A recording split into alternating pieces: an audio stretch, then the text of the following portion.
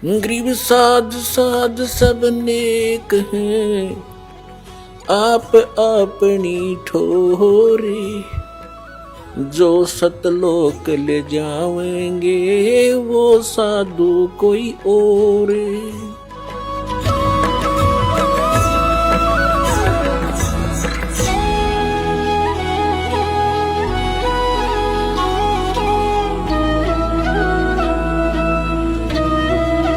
यहाँ परमात्मा में याद दिलाते हैं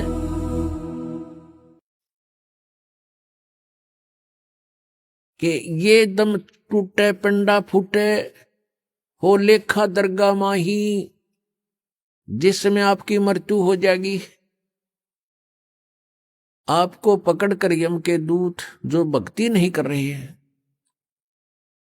आप जी को धर्मराज के दरबार में, न्यायाधीश के दरबार में खड़ा कर दिया जाएगा, जो काल का न्यायाधीश है।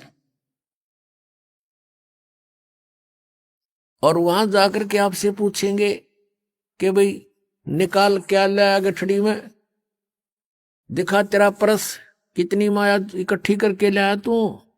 जो पूंजी लेकर गया था मनुष्य के श्वासों की, अब दिखा कितना कमा के लाया।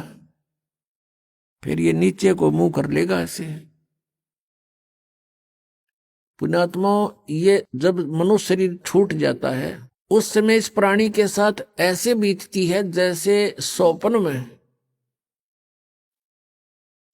में क्या देखते हैं कई बार, एक गरीब व्यक्ति और क्या देखता कि कार में बैठा जा रहा है। एक बताया था व्यक्ति, कहने लगा मैं आज सपने में ऐसा देखा कि जैसे कार में बैठा हूं और कार चला रहा हूं, आगे एकदम कोई ऐसी स्थिति, आगे ब्रेक लगाया, जोर से पैर मारा और रजाई फटी हुई थी उसकी, उस रजाई में पैर आर पार हो गया। फिर वह आंख खुल गई, यानी निंद्रा भंग होगी, खट देखो होता है, वो पैर छोड़ दिया। फिर जब सौपन टूटा तो देखा ना कार और कुछ भी नहीं, और वो सपने में देख रहा खूब जोरते, उसका पेटा है ना भर रहा।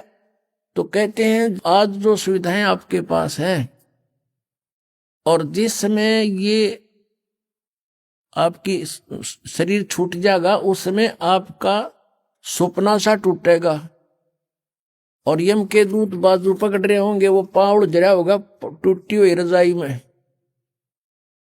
और कहेंगे चल बच्चा।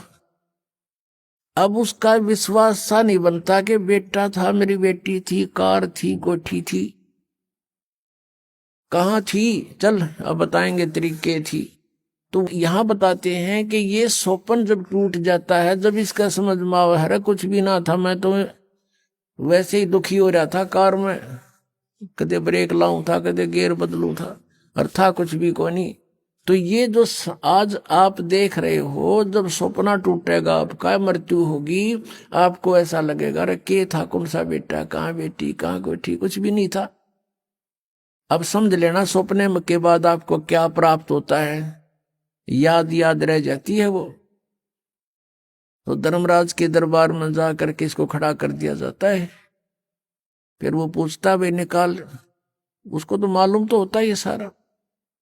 तो फिर वो क्या बहाना मिलाता है, क्योंकि उसको याद आ जाती है कि मैं वायदा करके गया था भगवान से, हे परमात्मा जब के मनुष्य शरीर मुझे मिल जावे तो मैं सदा भगवान याद करूंगा, पेट के लिए थोड़ा बहुत कार्य भी करूंगा, लेकिन ज्यादा समय मालिक तेरी याद में बिताऊंगा। अब मुझे सब याद आ गया है। उसने उसको पिछले जन्म जन्मांतरों के सारे दुख याद आ जाते हैं, और जब ये मनुष्य शरीर प्राप्त करके वहां से चलता है, इसको बार बार समझाया जाता है कि अब के गलती मत करना। तो ये कहता नहीं जी, पीछे गलती बनी सो बनी, आगे नहीं करूंगा। मां के गर्भ में भी इसको याद रहता है। मां के गर्भ से बाहर आते ही इसके ऊपर तीनों गुणों का ऐसा एकदम प्रभाव बन जाता है ये सब भूल जाता, अचेत हो जाती आत्मा। इसको नए सिरे से पढ़ाई कराई जाती है, ये तेरा चाचा, ये तेरी चाची, ये माता, ये पिता, ये बुआ या माँ, ऐसे, और नए सिरे से इसको पढ़ाया जाता है।